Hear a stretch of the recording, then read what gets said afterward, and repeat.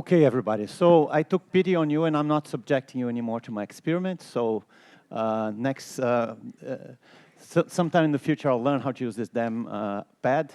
But for now, I'm using the blackboard. It's going to be faster. Otherwise, I won't finish even half of what I wanted to say. So I'll finish with some things from yesterday that I couldn't really get to. So a little bit more about this space-time that we seem to live in, this the space-time that describes the universe on a large scale is called the Friedmann-Lemaitre-Robertson-Walker space-time. I'll say a bit more about that and some relations in that space-time which allows us to really put into practice this idea that when we are mapping the universe, we are observing things over space but also over time, because the farther away something is, the more in the past that thing, that object is also. So when we map the universe, and cosmology is mostly the business of mapping the universe and then inferring what's behind it, what are the physical laws that are governing the universe from those maps, right? I'll say something more about this, then I'll talk about the actual dynamical equations that tell us how the universe expands, or whatever it does, how it depends on the actual matter content that's out there. And that's coming from the Einstein's equations. So the Einstein's equations for this, for that metric that we saw are called the Friedmann equations. I'll just explore just a little bit and show you some interesting things that come as a result. Then I'll talk about different types of matter and radiation and different types of energy that are out there in the universe that can affect the overall, let's say, dynamics of the universe and how they affect in different ways. And finally, I'll start discussing the hot Big Bang model and some consequences from that, in particular, the so-called cosmic microwave background. I'll say some things about this today. I'll use it in the next lectures also. So first of all, let's talk about the Friedmann-Lemaitre-Robertson-Walker metric, which I wrote last time here, so I'll just keep going here. You'll notice that I'm insisting on writing c here, the speed of light, just because I want to have everything in the right dimensions here. But if you want, you can feel free to drop c from everything and then put it back in the end if you want to get something which has dimensions of length or time or whatever. And we saw that in the most general case, when you have some kind of a spatial curvature here, and we have these different types of options here. You have the spatial curvature here appears in front of this radial coordinate here, and that is what gives you the radius that multiplies the solid angle here, right? So this is the metric. So this is we call this the metric of the spatial section.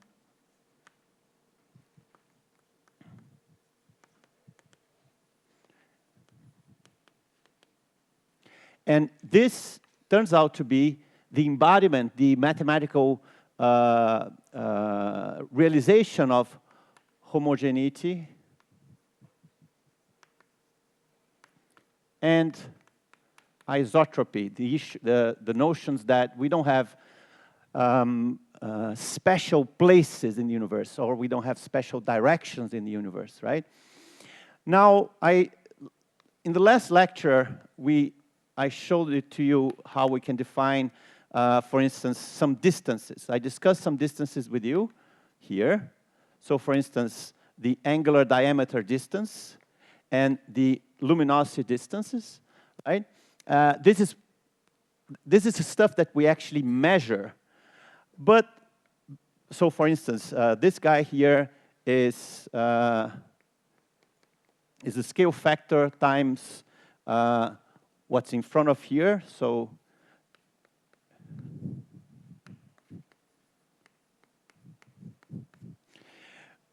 that's the angular diameter distance, for instance, and the luminosity distance, which is what actually appears when you're using the luminosity of a source, such as a Cepheid star or a supernova. Then we're using the luminosity distance, which is the same as this one, but 1 over a squared times dA, because of the factors that I told you last time. However, what's inside here is the notion that we have this radial direction here, chi, which I really haven't discussed how we can even assess this. And there are many ways in which we can think about this, and I just wanted to derive some notions here about this radial distance here.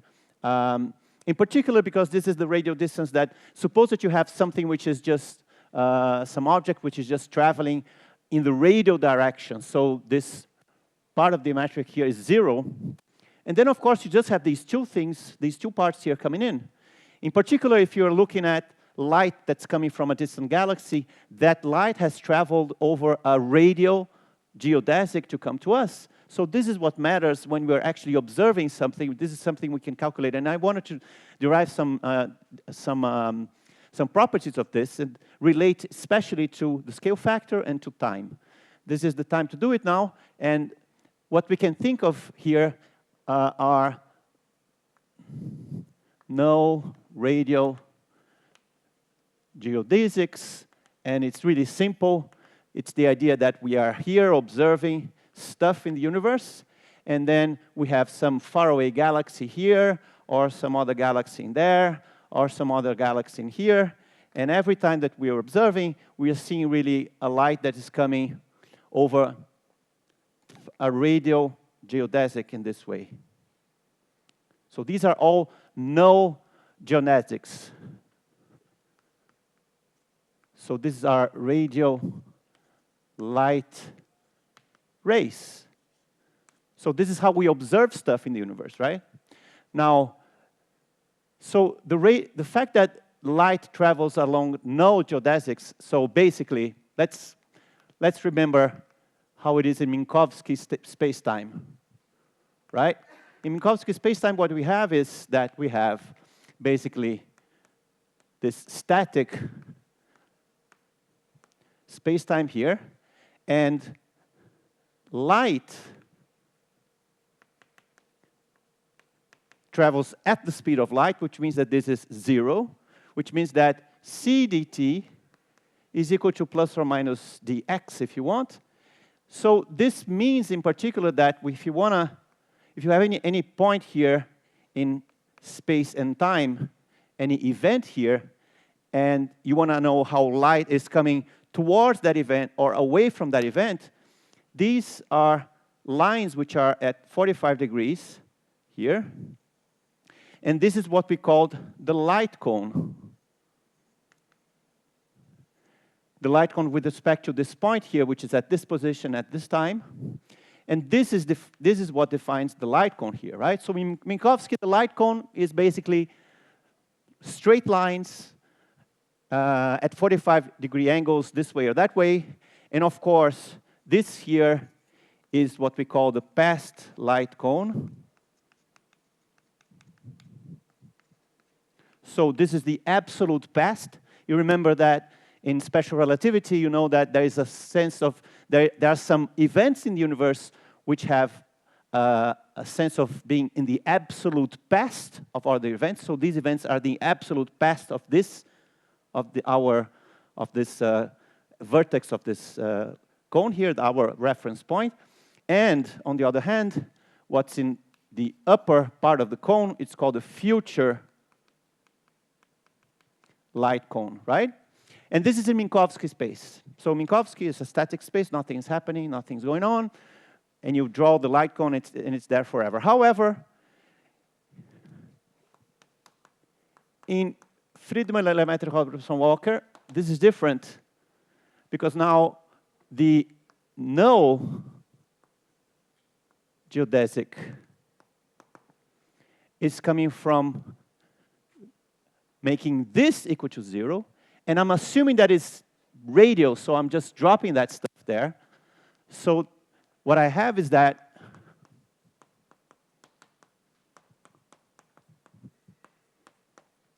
there's an inequality here that involves the scale factor. Of course, what we can do now is that we can write a relation between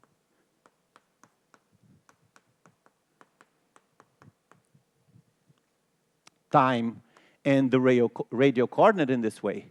Now, of course, this is just on an infinitesimal sense here, and this function is a function of time, so at each time this will be some kind of a different relation, of course, right? So You can always think of the scale factor as being 1 at whatever time that you decide that you're going to make a reference. So we can usually say, okay, at t0, remember that t0 today, for instance, we can make this 1. So we know that if we draw, and I'm using here this chi interchangeably with some notion of x, one of the Cartesian coordinates here, and here time. So we know that in this time t0 here, I will have at least around this time when this t0 has a of 1, I'll have something which is going like this, just like in Minkowski, as it should, right? Because locally, in a small time frame, in small times, this space-time here, and small time and small distances, this space-time here is basically Minkowski, right? It's only if you go really far away, or if you go much later or earlier times, that this makes a difference. Now, what happens now, however, depends very much on the scale factor. You have to know this in order to integrate this, right? You have to integrate this.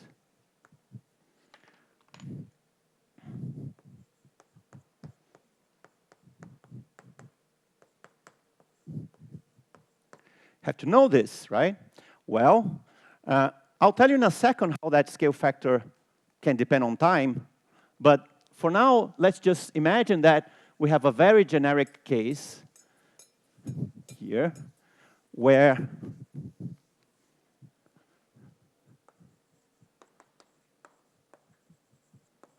the scale factor is just some power law of time, which is accommodates almost everything, but I just have to be careful that I'll just use a positive alpha. So I can draw this here now, the scale factor, as a function of time here, right? And I can for instance, I can imagine that I have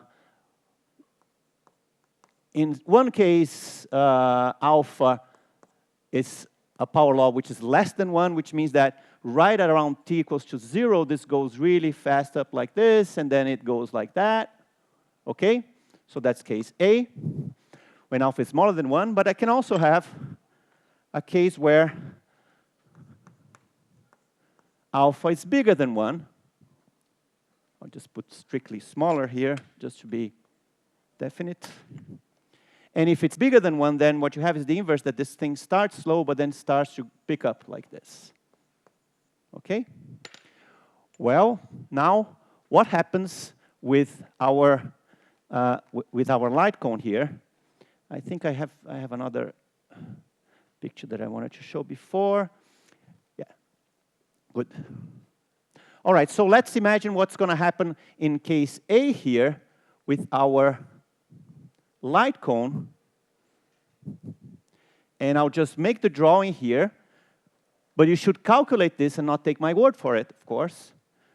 So this is now Ct over x. X is plus or minus chi here, right? And here is our present time t0. And it turns out that if you plug this law here into here, and you compute this, you will find that first, the light cone is really at 45 degrees in here. However, what happens is that as you grow in time here, this future light cone opens up like this, becomes curved. Remember, we are always making reference to this point here, so it's curved with respect to this point. If you use any other point, it's always going to be like, it's 45 degrees around that event, of course, right? So this picture here is relative to using t0 as a reference point. However, the most interesting, so this is a future light cone here. Future light cone. However, what's most interesting here is that when you look at the past, this thing goes like this. and it's limited, even down to t equals to 0, okay? Just food for thought for you. We believe that in the early universe, it must have been dominated by either radiation or dust, cold matter, which means that in the early universe, the universe was almost certainly in a state where the scale factor was of this type. So think about what this means when you have a past light cone, which is limited like this. So you have only a finite co-moving distance that's in your past. Your past doesn't reach everywhere. It's limited. Now, if you do, in the second case here, in the case B here, if you do the same exercise, something really interesting happens. So again, X and CT, and this is my reference point T0 here. So again, you have 45 degrees over here. Now it's the opposite that happens. Instead of this opening up in the future, it closes like this.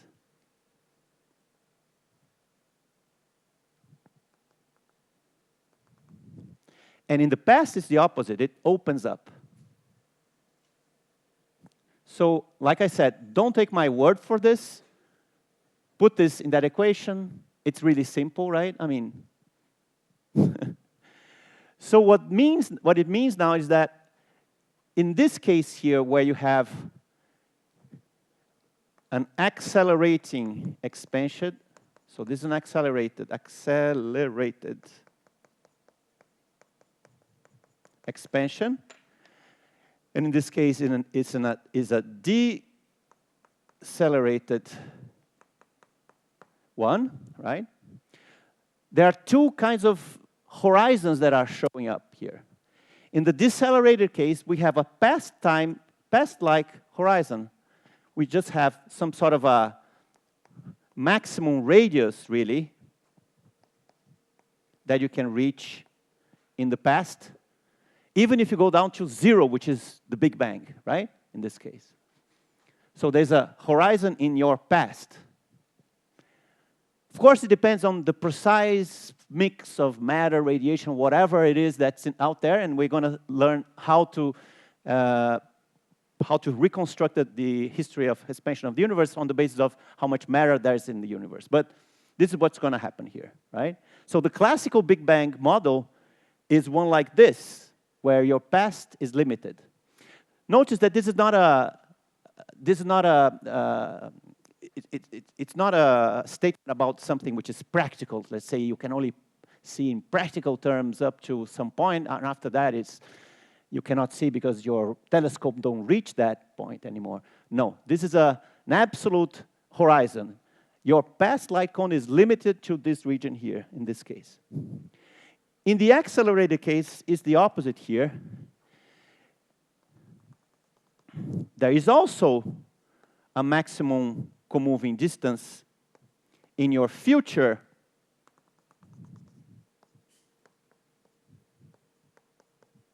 right? And this is sometimes easier to think about than the other one. This one here is harder to think about because if you think a little bit, as you go back in time, the scale factor is going to 0 here, right? So you would think that everything gets to the same place. But that's not true. You can only reach so far in your universe. There's much more out there, but an observer cannot reach that, right? So it's a bit harder to imagine how this can come about. You have to really calculate, and then after the fact, then you can justify to yourself how this is happening. In this case, it's a bit simpler. It's an accelerating universe. So what this means here is that if you have an object here, which is, let's say, at this distance, at this time here, at this distance from you, let's say just under your horizon, okay? And if it's basically at the constant co-moving coordinate, so it's in the same place here. At this moment of time here, it can send a light ray that will eventually get to me in the far future. But if you are just beyond that point, say over here, then it doesn't matter how you try to send light rays that way, these light rays will never, so let me draw this light ray here. So let me draw a inward going light ray from this guy here to an observer there. That light ray never gets there.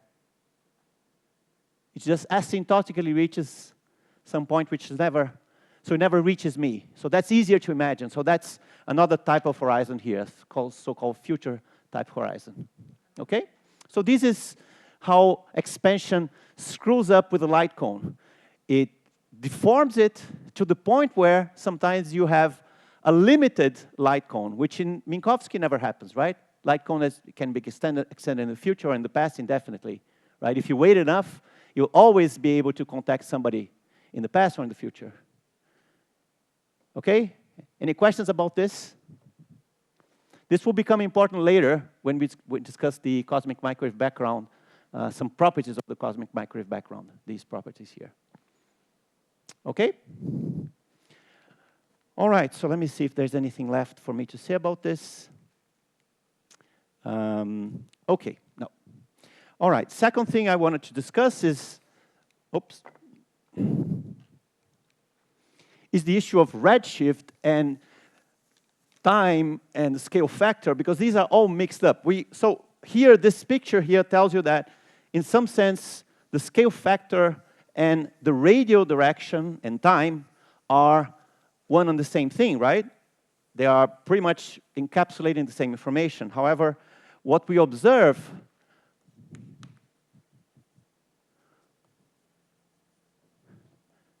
when we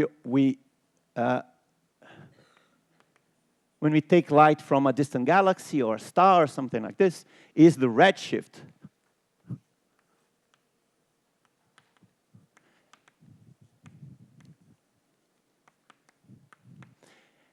I will not provide you with a mathematical proof of what I'm going to say here. I'm going to provide you with an argument. If you want a proof, that's in the slides that I uploaded in the beginning, those 4 slides, which are the 4 lectures.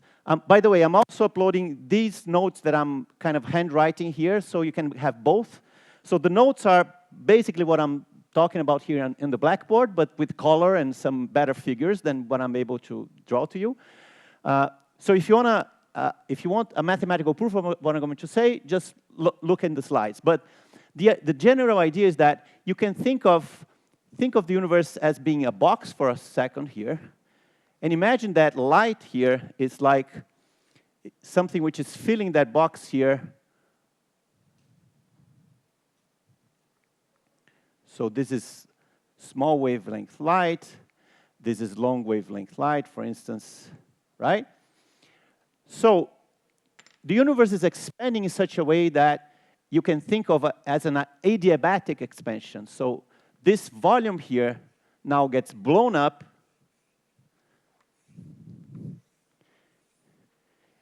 and as it expands here, these light rays, they will get expanded together with that box. It's just like if you were calculating the normal modes inside some kind of a resonating cavity or something like this, okay? So the scale factor is what's, so you have here, so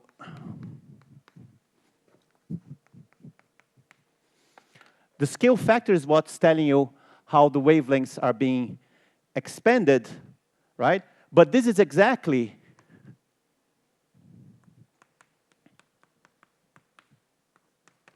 what redshift does, right?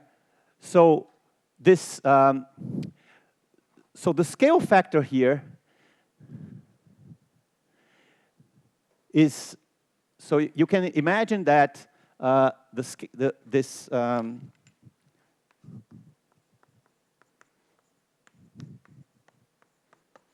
something like this, right? So basically, the idea here is that the redshift and the scale factor are the same thing. Now, remember that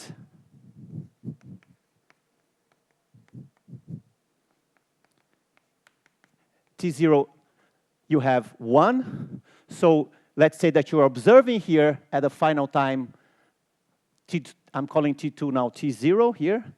So this means that basically when we look at 1 plus Z, this is really 1 over A. Okay, so now you can make in your head the exercise to go back in time, farther away. The more far away you are, the smaller the scale factor is, and the larger the redshift is, right? That's it. So this is the relation here. So that's a very simple, I didn't prove it to you, I just make an argument here based on something which is not even quite true. If you want some proofs of this, you can look at those slides there. All right, you can even prove this from the geodesic equation if you want. Yeah. No question? Okay.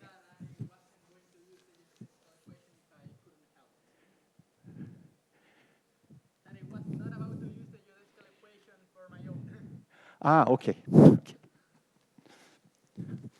So, bottom line here is that you have time, you have scale factor, you have the radial direction, and the other distances also, and you have redshift. And these are all basically interchangeable. You can use them as you want. You can reparameterize in one way or another, whatever makes it more convenient, okay? And you can always transform from one to the other. So for instance, if you have A of t, and you can write dt as dt over dA, dA, and then you use that, the expansion rate is dt, dA dt over A. So this is really dA over AH, right? And so on and so forth. That's just some examples of what you can use. It's all the same. You can exchange time for redshift, for scale factor, and it's all the same. And I'll be doing this sometimes here, freely going from one to the other. Okay? So, so the idea here, finally, is that you can have, we are here observing the universe, and you have something like a galaxy here, and you can imagine that redshift goes like this, times goes like this, the scale factor goes like this, and of course, the radius goes like that, okay? So this is the general picture, and you can do this for any kind of, for all the universe, you can do it this way. Oh, yes?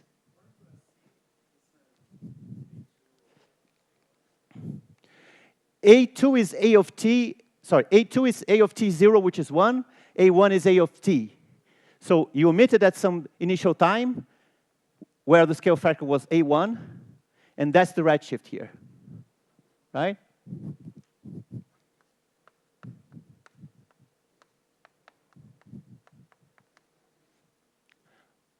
Okay? If you're puzzled by this, just remember, the more in the past you look, the smaller the scale factor and the higher the redshift. There you go, they are inverse. And then the 1 is just a convention here. Okay, yeah?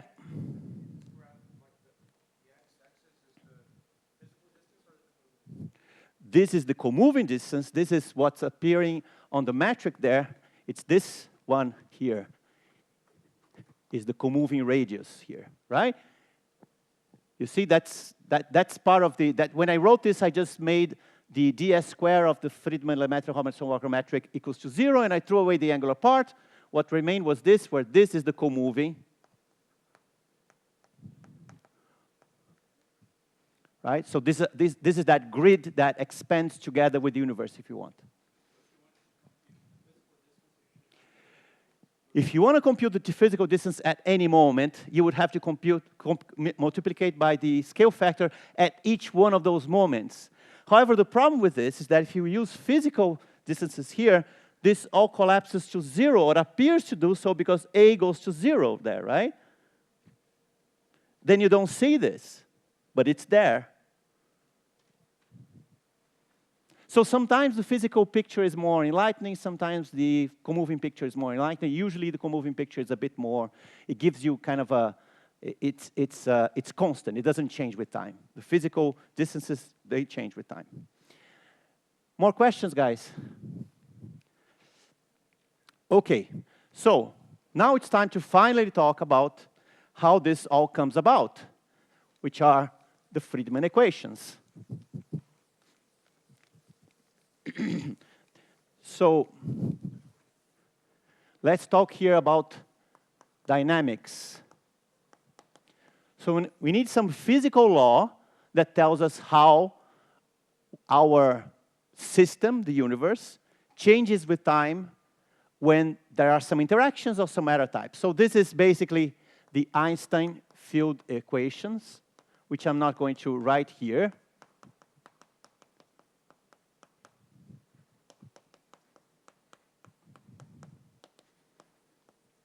Okay?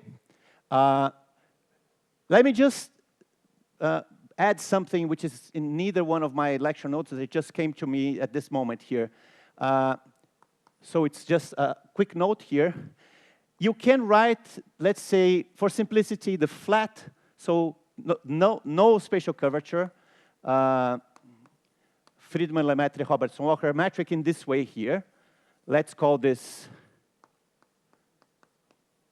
let's introduce something which is called the shift function here.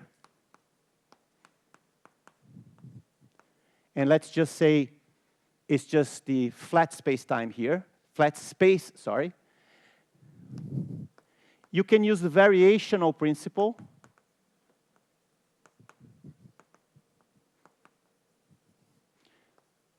to derive the Friedmann equations.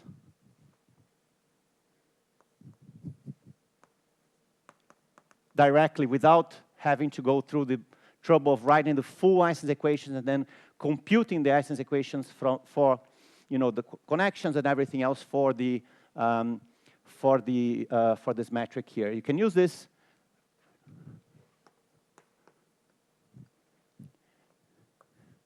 condition that you get n equals to 1 at the end. So you make the variation with respect to the shift vector, and then at the end you put n is equal to 1. So whoever is interested in doing this, it's a simple exercise. And the result of this is that, so the Einstein's equations are these. So this is a shortcut to go to obtain the Einstein's equations in the Friedmann-Lemaitre-Robertson-Walker metric. Okay, and I'll tell you what these equations are without proving them, because it's a bit beyond what we are doing here. So if I use the 0, 0 component, then I'll have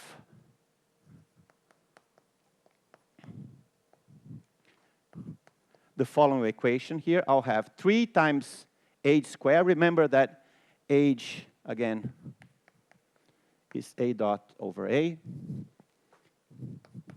plus 3k, that's the k from the spatial curvature here, okay?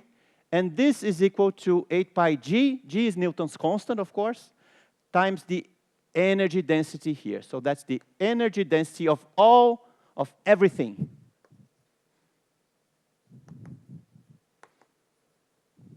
So everything that has some energy density comes into this, okay? That's one of the equations. Then if you have the spatial equations here, the space-like part of the Einstein field equations, then this is a bit more complicated. Let's see if I find this correctly. So I think this is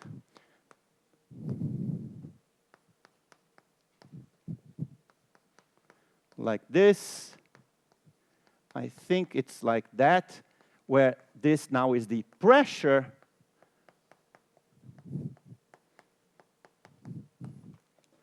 of this everything here. Yes? Let me just check that the numbers are correct, but go ahead.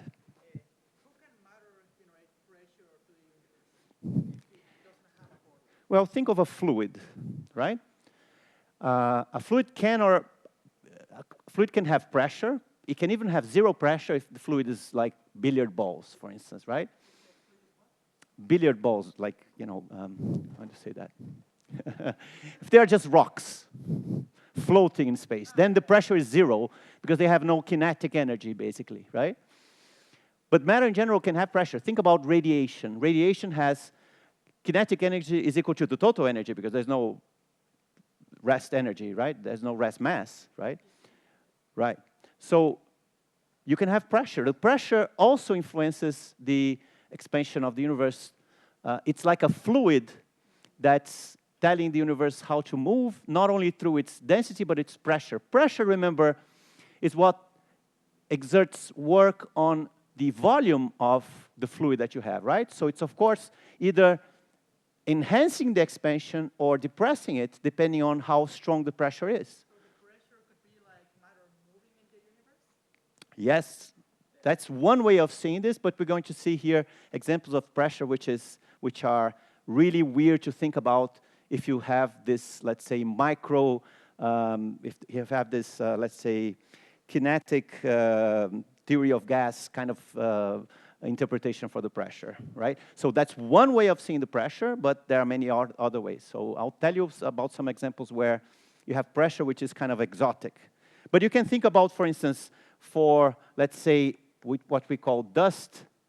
I'll talk about this exactly now, by the way, okay? So these are the equations here. So they are, of course, they are coupled in some sense because the same function is appearing here, in there, right, the scale factor. So this is a second-order equation for the scale factor. And they are, of course, coupled in some sense. You can think about taking a derivative of this, and this should be kind of equivalent to this. And in fact, there is such a relation, which I'm going to draw here in the next, in this, in this blackboard here.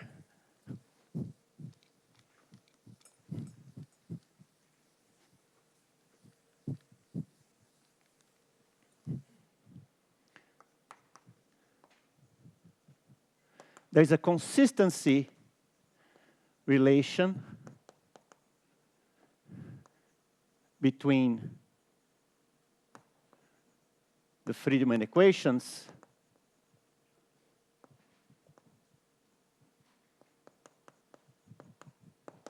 in fact, you can combine those two equations. You can take the derivative of the first one and basically subtract the second one or sum with the second one. And you will find that it will be basically 0 on the left-hand side. On the right-hand side, you're going to have this relation here.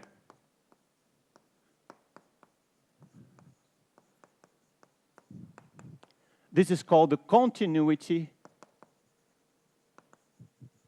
equation, which is just like in electromagnetism, that you have the Maxwell equations, and the consistency relation for the Maxwell equations with sources is the continuity equation for the charge density and the current, right?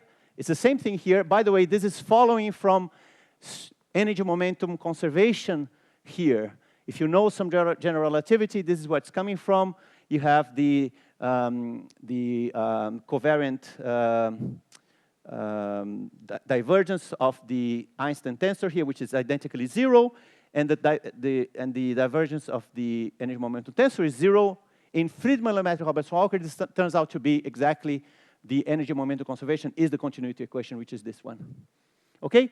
You can even imagine that this, you can even think of this in terms of thermodynamics, because this term here, remember that the volume, the physical volume, is equal to A cubed times the comoving volume. So you can think about the variation of the physical volume as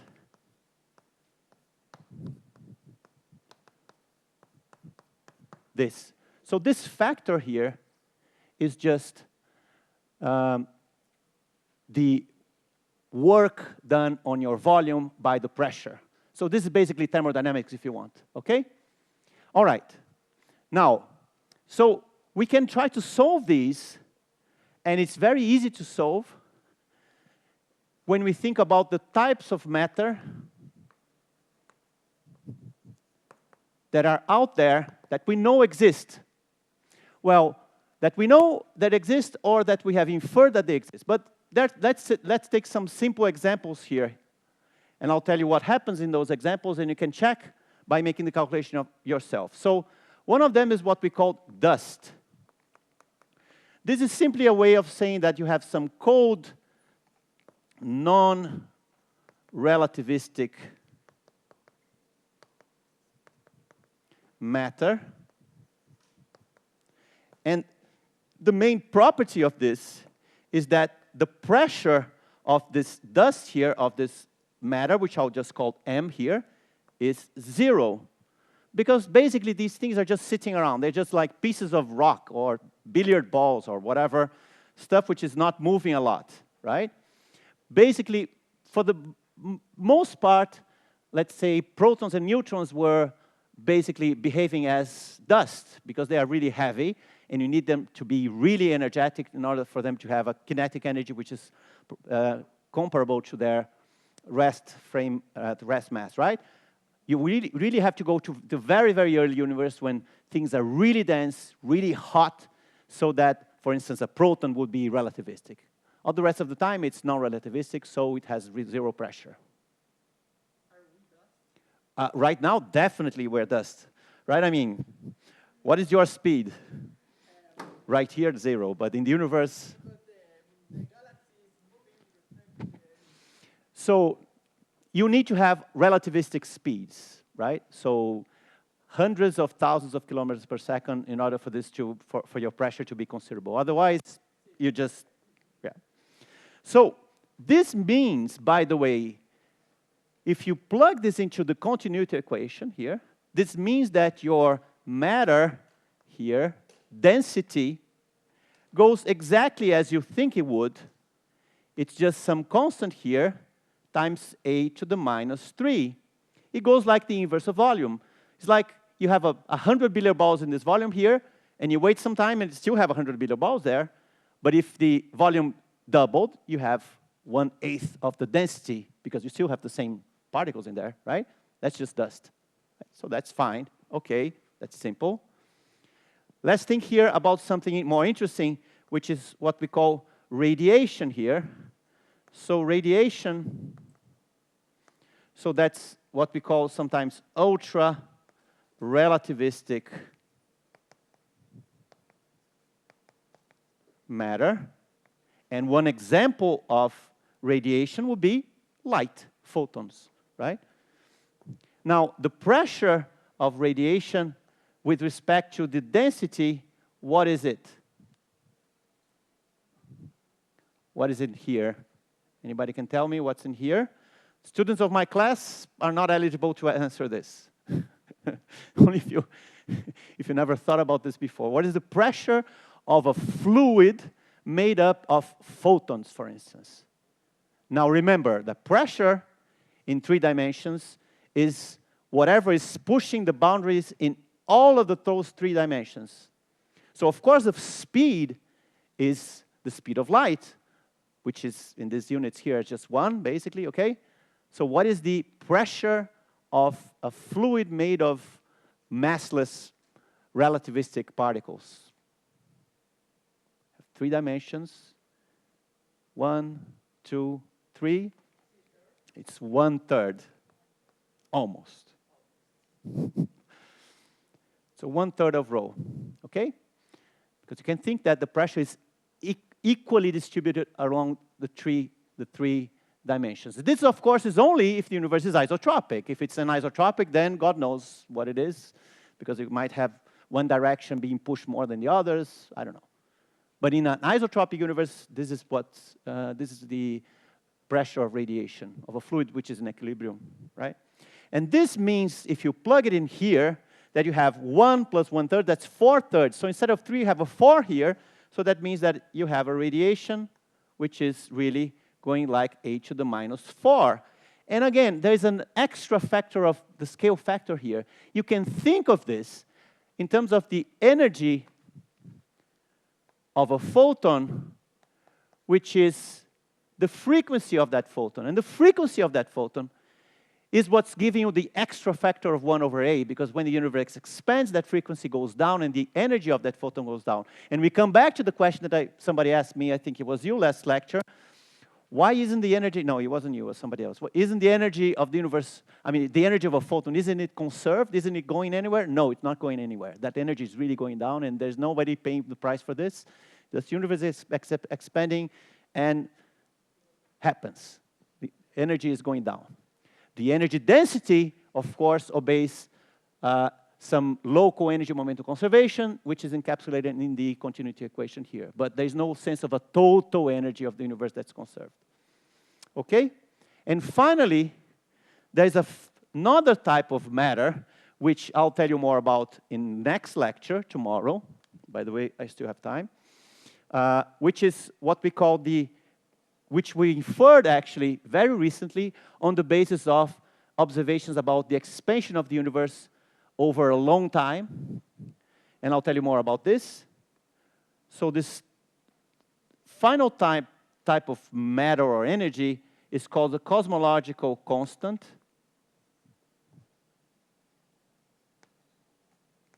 Or also called sometimes vacuum energy. And this has the property that so this is also called sometimes lambda. So this is a factor that was introduced by Einstein himself.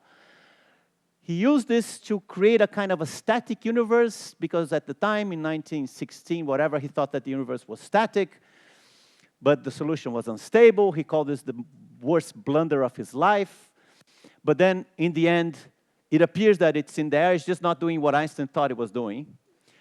But the basic idea here is that if you have a vacuum energy, that means that any place, anywhere, at any time, this is a constant. Okay? Now, if you go back in here, if it is a constant, it means that this is 0, which means that this must be 0, which means that the pressure of this cosmological constant is minus the energy density.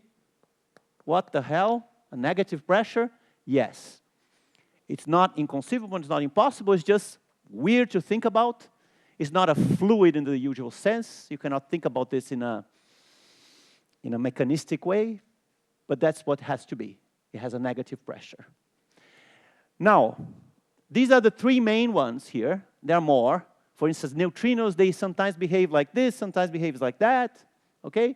And anything in between. But for the most part, these are the most important ones, the ones that I'll be discussing for the rest of my lectures.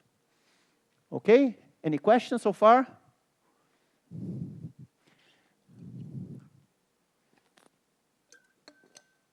Excellent. Okay. Now, how each one of these types of matter impact the expansion of the universe? Because they are, of course, they're different, right? They behave differently with time. They behave differently with the scale factor.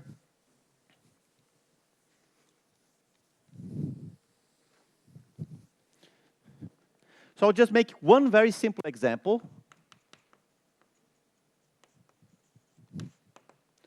I'll consider dust, and I'll use a flat model. Taking the Einstein's equation, the first Friedmann equation here, this tells me that this is that matter density here, which is h to the minus 3, right? That's the equation we have to solve. We don't need to solve for the second equation, because actually it's hard to solve for the second equation, given that the right-hand side, it's 0, but the solution will be consistent with the second one. So basically, what we have is that you have dA dt is equal to 8 pi g rho 0 over 3 square root times, that's 1 over a squared times h to the minus 3, so that's h to the minus 1/2 here, right? Is it okay?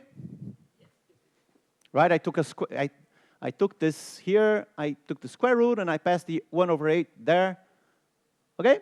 All right, so that means that a to 1/2 dA dt is equal to the square root here, right? So it means that I can write this. This now is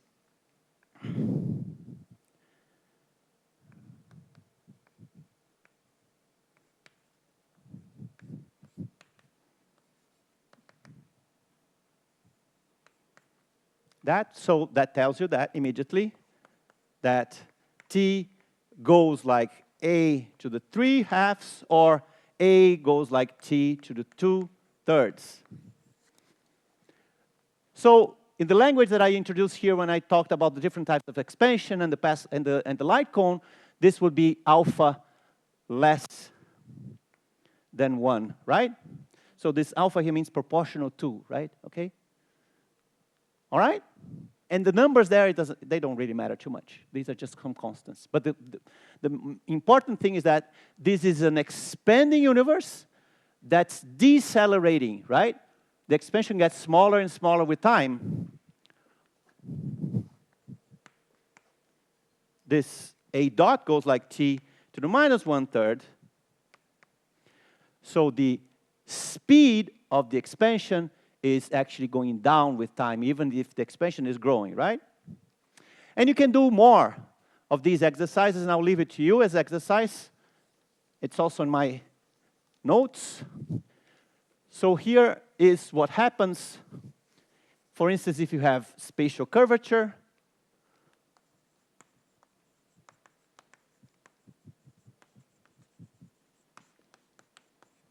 So what happens if you have spatial curvature is the following thing here. I'll just write the scale factor here as a function of time here. So the solution that we got there is a to the 2/3, a goes like t to the 2/3, so goes like this. So this is for k is equal to 0.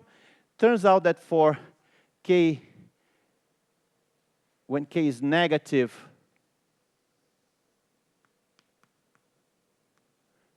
it expands just a little bit faster, as it should from this equation here, by the way, from here, right? If it's negative, it's like you have some extra stuff here on the right-hand side, so it expands a little bit faster. But what's interesting here is that if you have now a positive curvature, remember, positive curvature means that the universe is really closed. It has the topology of a sphere in 3 dimensions. So what happens now is that if you have a matter-dominated universe, which has a curvature, it expands, it eventually stops expanding, and then crunch here. Sorry? Well, I don't know. It depends on what your ultimate ambitions are, right? I guess. So this is here, of course, the Big Bang here. At t is equal to 0, the scale factor goes to 0, and it expands with an infinite slope here, right? And that's why we say that this region here is singular, because not only the density goes to infinity there, but also the expansion rate goes to infinity, and all these space-time curvatures go to infinity because of this infinite expansion there, right? But in this case here, when k is positive, we have,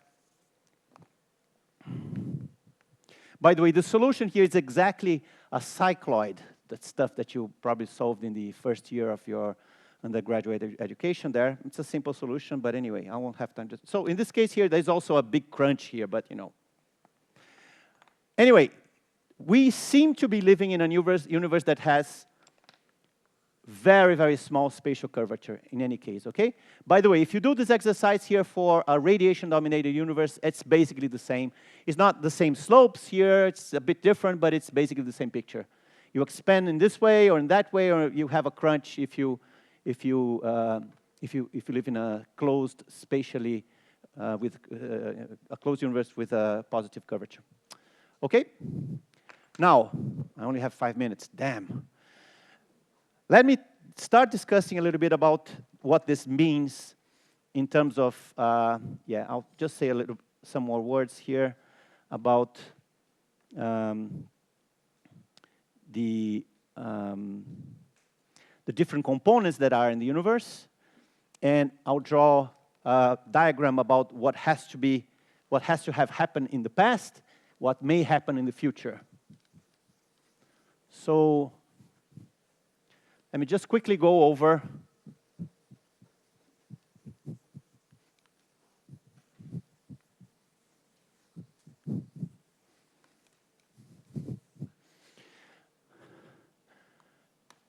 let's call the universe's budget.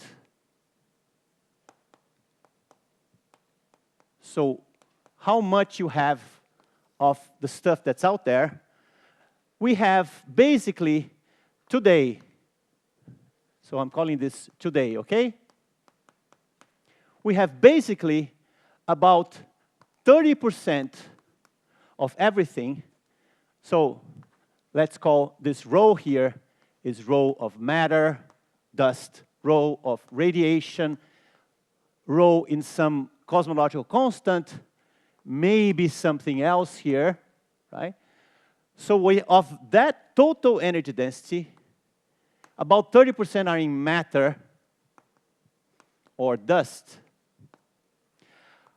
About 70% are in this cosmological constant, dark energy, whatever you want to call this.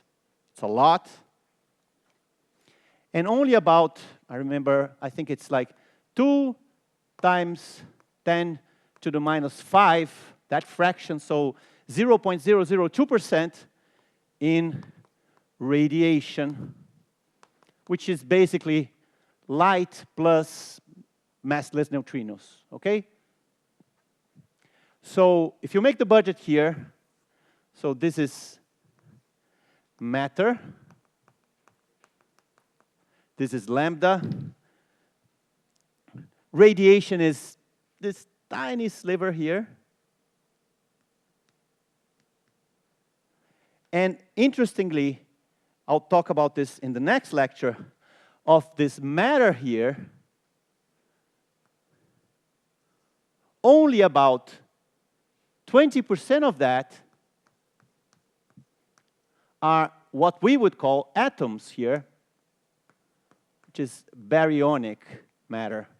So protons, neutrons, electrons, everything that makes up the Earth and the sun and the stuff that you see in a galaxy. So it's 20% of 30%, so that's, you know, you can make the calculation. It's a tiny amount, about 5% in the end. The rest here is what we call dark matter, which acts in many ways just like atoms. However, we cannot see it yet. It doesn't emit light, it doesn't reflect light, it doesn't scatter light, it doesn't interact with electromagnetic interactions or nuclear interactions as far as we can see. It's out there, we are almost sure, almost sure, but it's still undetected. Now, on the basis of that budget, and knowing how these different species behave with time, we can now go back here, and I can make a plot here for how those densities change with time. So let's make a plot here which is a bit complex. So I'll plot here the log of rho density, log of the densities of each species here, matter, dust, lambda, or whatever else, right? And here I'll plot the log of the scale factor, okay? So power laws are straight lines in this log-log plot, right? That's why I'm drawing this. And we are here, let's say, where a is equal to 1, right? So log of a is 0. So this is basically 0 here. A is equal to 1, t 0. We are here. Well, we know that at this time here, we have a tiny, tiny component of radiation here. Right? I'll just write this really close to 0 here. But this is a log plot, so it doesn't really matter. I could put it anywhere, but here it is. Now, we know that right now we have some amount here of lambda, which is here. Okay, so that's lambda. And about one, I mean, a bit less than this on matter or dust. I'll just draw it in here. Okay, I'll just make it in a different color here, this color there. Now we can, knowing what these behaviors are, we can look back in time and see what happens. Well, the easiest one is this one. What should I do with this? How should I go back? It's a constant, right? So it doesn't change. Now, how about this? This goes like a to the minus 3. So it has a certain slope here, which I'll say it's minus 3, right? I'll just draw it like this, right? And in fact, we know that these two crossed here when the scale factor was about 0.5. So in the very recent universe, by any standards, okay? Now, how about radiation now? Radiation actually is the one that decays the fastest, but if we move backwards in time, that's the one that grows the fastest also. So this guy now has a higher slope than matter. Should be a straight line. Okay, should be a straight line, but okay. So this is radiation. And this is matter or dust. Okay? So a very important conclusion here is that if we look enough in the past, we will eventually reach an era of radiation domination. If we look a bit in the past, we're going to have an epoch of matter domination. And we seem to be living now in an era of cosmological constant domination. Of course, the universe behaves in a very different way here, here, and there. And many physical mechanisms will appear in these different phases of the universe. All right? So we'll talk about the consequences of this exercise of looking back in time and in the formation of very interesting phenomena, in particular the cosmic microwave background, which comes directly out of this interpretation here. That in the far past, the universe was totally dominated by radiation and matter, and really far back just radiation, then more recently matter. By the way, this happens here when the scale factor was about 5,000. Okay, when the universe was a couple of thousand of years, a few, tens of thousands of years old. So we have a lot of history here to cover. And this is my starting point in the next lecture tomorrow. Okay, I'll stop here and I'll talk about the CMB tomorrow, not today like I promised, but